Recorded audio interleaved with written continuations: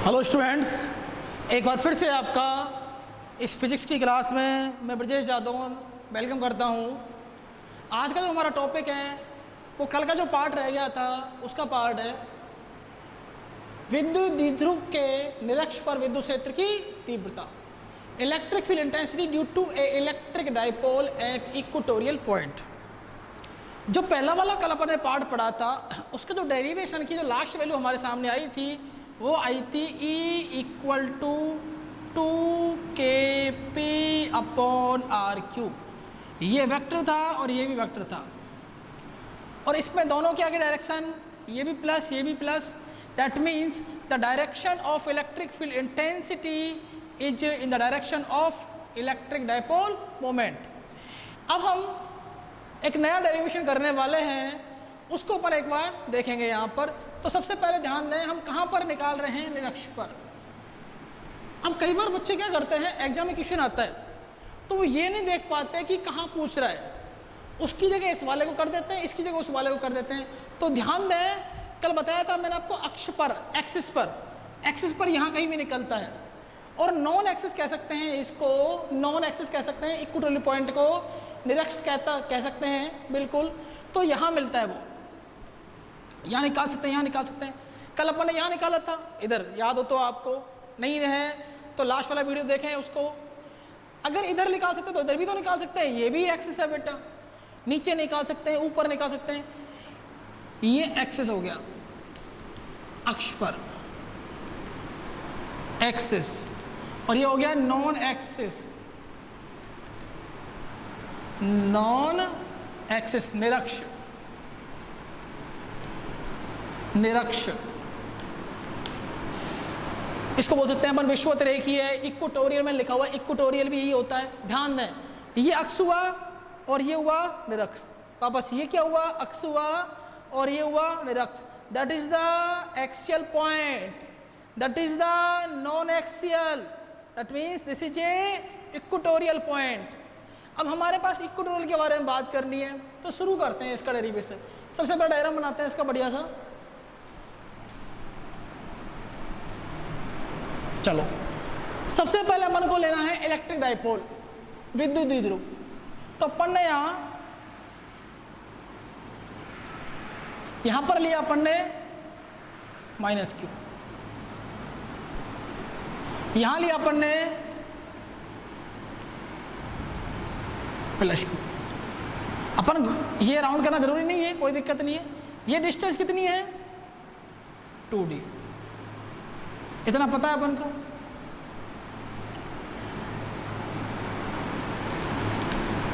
ये इसका centre point हुआ, इसको अपन नाम दिया O।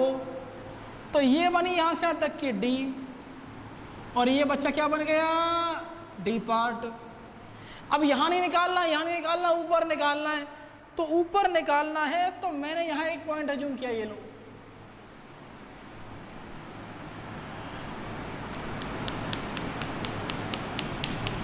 याद करो कल अपन ने यहाँ एक P पॉइंट लिया था, उस पर Q0 चार्ज को रखा था, डिस्टेंस कितनी ली थी, सेंटर O से R ली थी। इसी तरह यहाँ भी डिस्टेंस कितनी ले लेंगे आप, R। ओके, इस पॉइंट को अपन नाम दिया P पॉइंट। एक चार्ज रखा है यहाँ पर +Q0। ओके, अब अपन क्या देखते हैं, अब अपन देखते हैं कि यहां से आपको पता है +q से इलेक्ट्रिक फील्ड कहाँ होता है, बाहर होता है, और -q में कहाँ होता है, इनवर्ट होता है, अंदर की ओर होता है। तो यहां देखते हैं +q से, +q से क्या डायरेक्शन होगी, बाहर की ओर होगी। अगर बाहर की ओर है तो इसका मैंने नाम दिया E1 वेक्टर। मतलब +q चार्ज की वजह से जो इलेक्ट्रिक फील्ड बन रहा है उसका नाम है E1 वेक्टर। और -q में क्या होता है बेटा, अंदर होता है।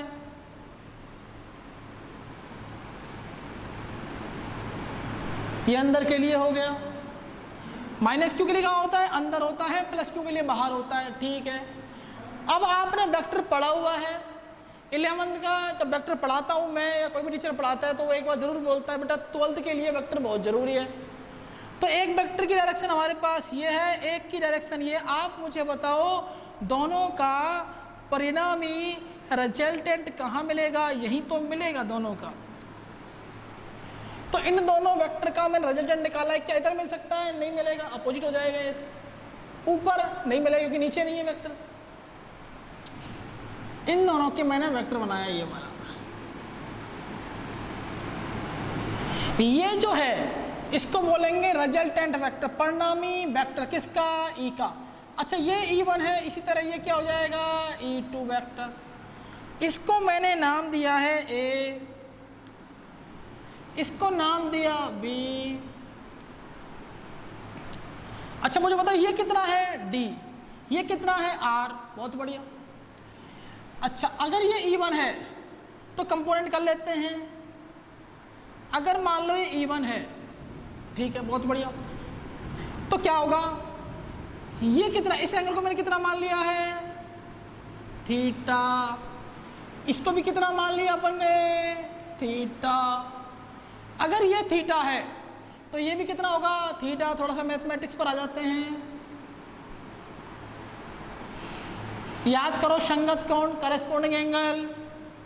अगर ये थीटा तो इसकी वजह से ये भी क्या हो जाएगा बेटा जी? थीटा। और याद करो अगर ये थीटा है तो इसकी वजह से ये भी क्या हो जाएगा प्यारे बच्चों? थीटा हो जाएगा। थीटा हो गया, क्योंकि देखो जेड की आकृति बन रही है ना, एकांतर कोण, अल्टरनेट एंगल, ये थीटा है, ये थीटा। बात क्लियर है? अगर ये E1 है और ये थीटा है, सोचो अगर ये E1 है और अगर ये थीटा है तो ये हो जाएगा E1 cos थीटा। E1 तो वेक्टर है, but this is A E1 cos theta is component of E1 vector. और इसी तरह यहाँ क्या हो जाएगा? E1 cos थीटा के परपेंडिकुलर E1 sin थीटा। अगर बात इसी की करें, अगर मान लो यहाँ पर E2 वेक्टर है, अगर यहाँ थीटा है तो ये हो जाएगा E2 cos थीटा और ये हो जाएगा E2 sin थीटा। होगा नहीं होगा? होगा ना? अच्छा मुझे एक बात बताओ, अगर मान लो हमारे पास इस तरह कोई कंडीशन आए, थोड़ी सी 11th की बात करते रहते हैं अपन बीच में। अगर मान लो ये E1 है और थीटा यहाँ पर है तो ये क्या हो जाएगा? सोचो E1 cos थीटा और ये हो जाएगा E2 sin थीटा।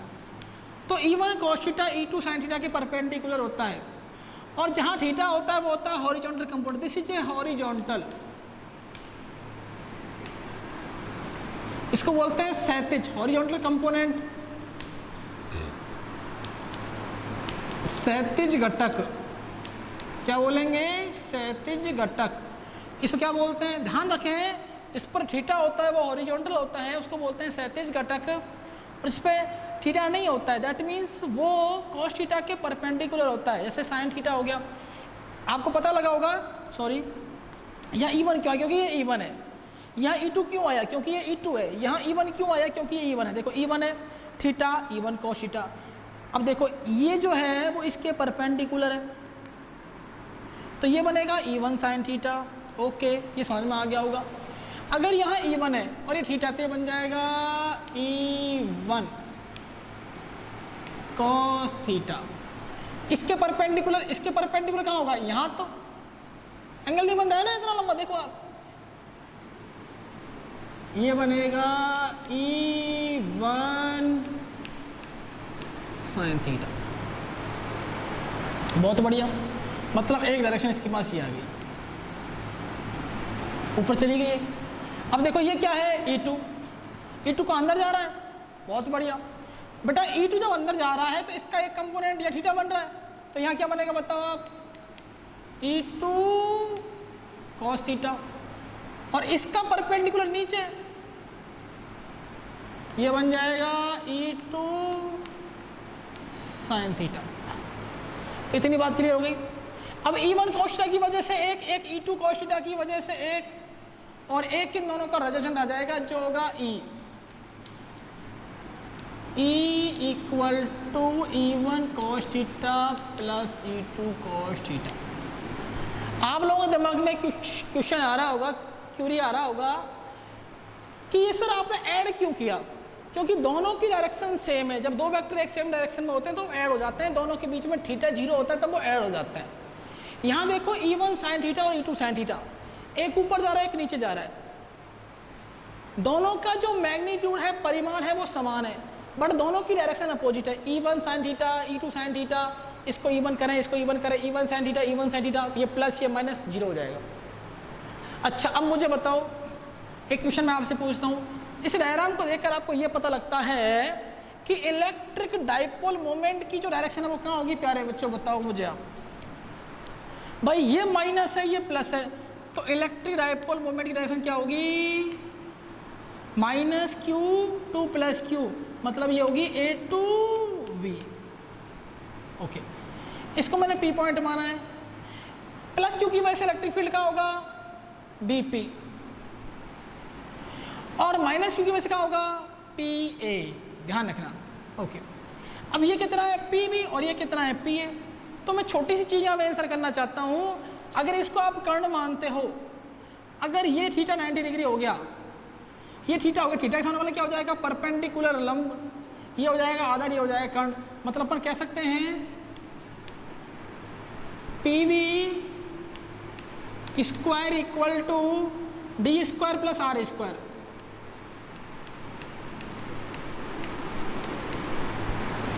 मतलब मैं लिख सकता हूँ PV under the root D square plus R square. इसका एक तरीका और पढ़ते हैं अपन, PV इक्वल टू, दोनों चीज़ें आपको याद रहना जरूरी है। PV equal to D square plus R square, और ये आ गया अपने पास, इसमें ले लो 1/2, और यहाँ पर जानते जितना PV है उतना PA हो जाएगा। तो PV equal to PA equal to D square plus R square की पावर 1/2। ये चीज़ आपको याद रखनी है। अब डेरिवेशन शुरू करते हैं अपन, कोई दिक्कत नहीं आती। अपन ने क्या क्या देखा? एक माइनस क्यू प्लस क्यू, दोनों 2D डिस्टेंस पर हैं। एक मिड पॉइंट लिया O से R डिस्टेंस पर एक पॉइंट P लिया जहाँ पर Q0 चार्ज रखा हुआ है। इस Q0 पर प्लस क्यू की वजह से इलेक्ट्रिक फील्ड आउटवर्ड रहेगा, और माइनस के लिए अंदर रहेगा। अंदर रहेगा E2, बाहर रहेगा E1। इसका कंपोनेंट किया E1 cos थीटा, दूसरा component E1 sin theta. E2 के दो कंपोनेंट हुए E2 cos थीटा और E1 E2 sin theta. Resultant मिला इस डायरेक्शन में। बात क्लियर है? अच्छा, शुरू करते हैं अपन डेरिवेशन।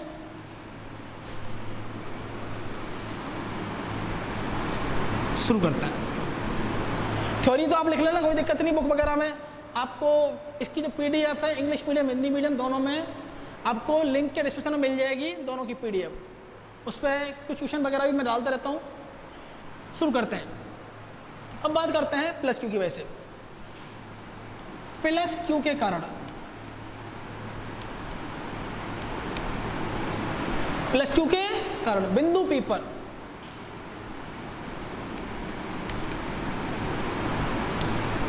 कौन सा रखा हुआ है? Q0 पर। प्लस क्यू के कारण बिंदु P पर या प्लस Q0 पर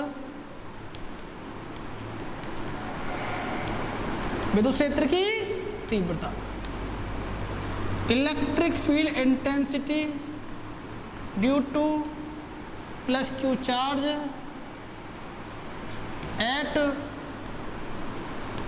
plus Q0 due two plus Q charge at plus Q0 कितनी हो जाएगी? बोलो। इसको नाम दिया मैंने E1 और यहाँ वेक्टर आया। तो प्लस क्यू की वजह से कितनी डिस्टेंस है? देखो डिस्टेंस कितनी दोनों के बीच की, सिंपल सी बात है यार। PV कितना है? या तो ये लिख लो या ये लिख लो, एक ही बात है दोनों की। तो क्या है K Q upon R square, formula पढ़ा हुआ है आपने, R स्क्वायर। तो मैं लिख सकता हूँ यहाँ पर, ओके, वेक्टर है, बिल्कुल वेक्टर है सर। वेक्टर तो क्या लगा देते हैं यहाँ पर? P क्या लगा देते हैं? यहाँ पर कह सकते हैं इसकी डायरेक्शन कहाँ है? B से P, along B to P। पर कह सकते हैं P के अनुदेश along B2P,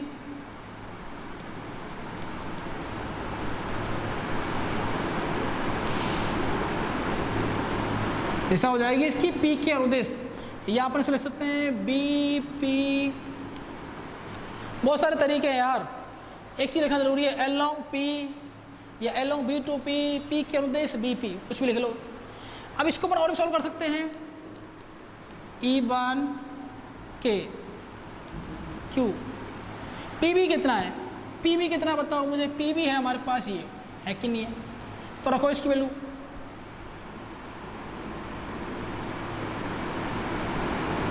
कितनी है power, D square plus R square की पावर कितनी है, 1/2। अच्छा, इसका भी स्क्वायर कर रखा है इसने,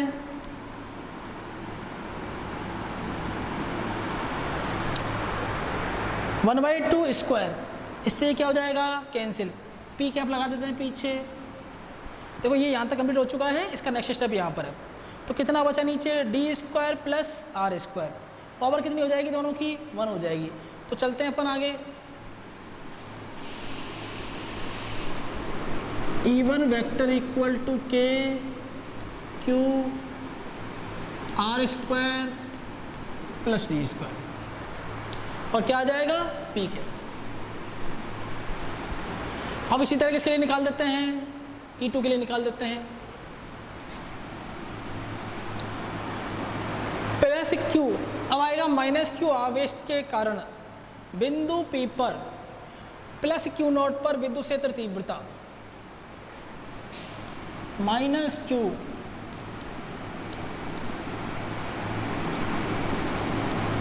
आवेश के कारण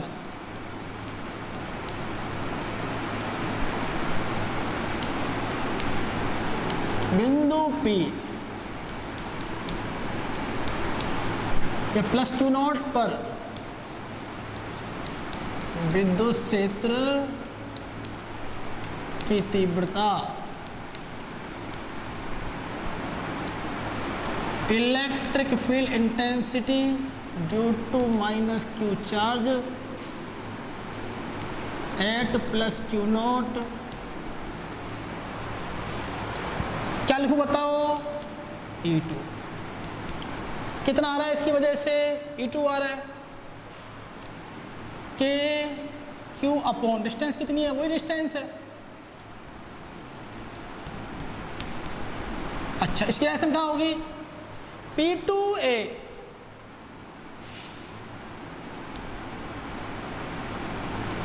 along P2A लिख सकते हैं, along P2A,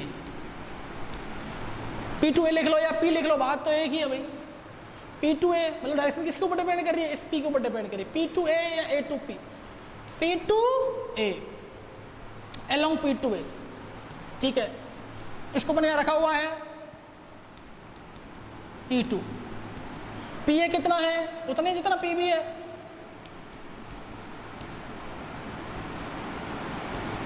D square plus R square कितना है, 1/2, क्या लगा हुआ है, स्क्वायर, इससे ये कैंसल, तो E2 कितना आ जाएगा, यहाँ पी कैप लगाओ। हम पी कैप क्यों लगा रहे हैं आप लोगों को पता होना चाहिए, क्योंकि यहाँ पर अपन वेक्टर ले रहे हैं, अगर वेक्टर नहीं लेते तो अपन पी कैप लगाना कोई जरूरी नहीं था, उसको अपन मैग्नीट्यूड में ले सकते हैं। ओके, E2 ये आया के क्यू, अब अपने पास आया यहाँ से D square plus R square, और यहाँ आया पी कैप। अब मुझे बताओ, ये जो आपका पी कैप है, इस वाले में आउटवर्ड है, इस वाले में इनसाइड है, सिंपल सी बात है। अब देखो यहाँ से हमारे पास E1 और E2 दोनों की वैल्यू कैसी आ रही है, देखो एक बार, इसको मैंने कहा इक्वेशन नंबर फर्स्ट,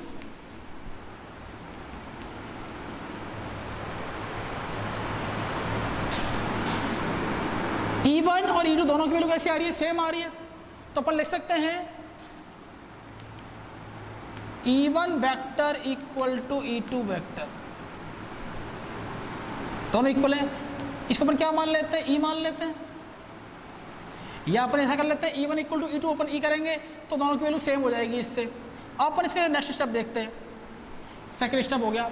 अच्छा, अब यहाँ पर अब अपन को चाहिए क्या, अपन को चाहिए एक बात याद रखना आप, E1 cos theta E2 cos theta दोनों एक डायरेक्शन में है, E1 sin theta E2 sin theta. अपन कंपोनेंट की बात कर लेते हैं।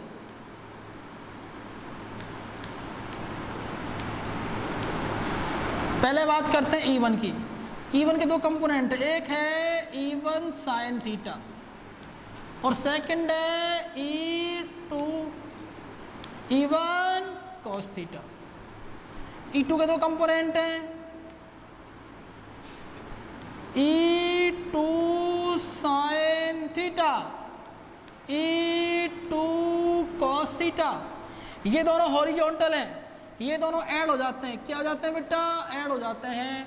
किस लॉ से? वेक्टर लॉ से ऐड हो जाते हैं। ठीक है, अब वेक्टर लॉ से ऐड करने के लिए दोनों के बीच में थीटा 0 है तो पूरा ऐसे कैसे ऐड हो जाएगा। ठीक है, ओके। यहाँ देखो E1 sin theta E2 sin theta, ये दोनों क्या हो जाएंगे? कैंसिल हो जाएंगे। कैंसिल क्यों होंगे? क्योंकि एक ऊपर लग रहा है एक नीचे लग रहा है। इसका मतलब ये हुआ दोनों का मैग्नीट्यूड तो सेम है बट डायरेक्शन दोनों की कैसी है? अपोजिट है। तो ये कैंसिल कर देते हैं। तो क्या मिलता है हमको यहाँ से? E1 cos theta E2 cos theta.